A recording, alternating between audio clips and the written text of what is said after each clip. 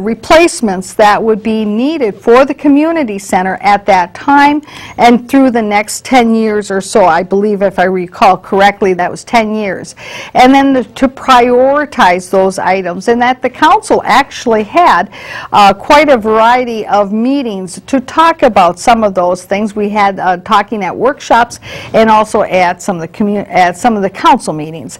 So this is not just an issue that's just come up today. It's actually an ongoing issue that is being discussed, and yet today, on June 15th, at the Parks and Recreation Commission meeting, it's being made to sound like it's just being discovered now, that we have some maintenance that perhaps might need to be done, and maybe you can solicit and talk to and encourage the council members to provide some capital improvement funds so that we can take care of things. This is something that's been discussed at the council level for quite a long time.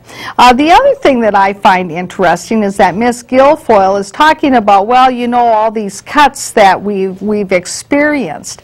Now, one thing that is interesting, of course, is that the Maplewood city budget annually is between $37 and $40 million every year. That's how big the budget is for the city of Maplewood.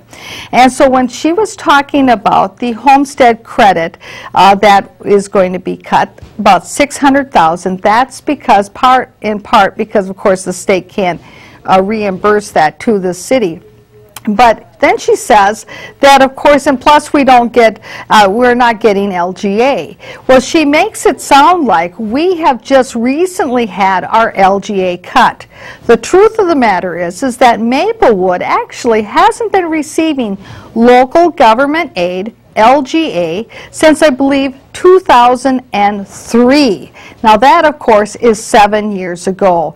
And while a lot of other cities around us have received local government aid, say for instance North St. Paul, have received it on a consistent basis every year, Maplewood is one of the communities that it was actually weaned off of the local government aid quite a long time ago. And part of that calculation that's determined at the state to determine whether a community gets local government aid or not, that equation is based on many factors, but some of those factors have to do with the mix of commercial and residential, the ratio of commercial and residential properties and what that tax base is. And so, of course, Maplewood, as I said, didn't qualify based upon how that equation was calculated. So anyway, that's a little bit more of a background and fleshing out some of those details to better understand what Ms. Guilfoyle is talking about. So let's continue on with our film footage, because we have a little bit more of this, and then we're going to be talking about the Ramsey County Board.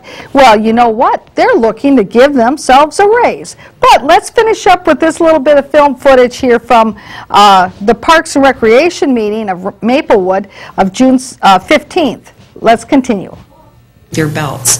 And so I just want the commission to know that as staff at the community center, we are looking at every creative way we can, not to deviate from your question, to bring money in. I mean, we really are very cognizant of that. No, we talk about should we possibly consider a referendum at somewhere down the line, because there are numerous projects that are going to be upcoming with the building.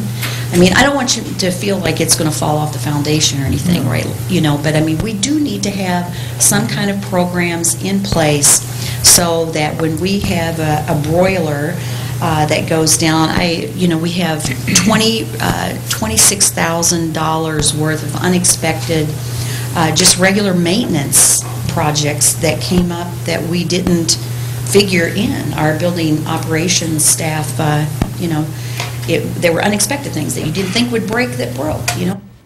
Now, of course, you heard the word unexpected. Now, I'm not sure when she says unexpected if it's really unexpected or if it was really something that was on that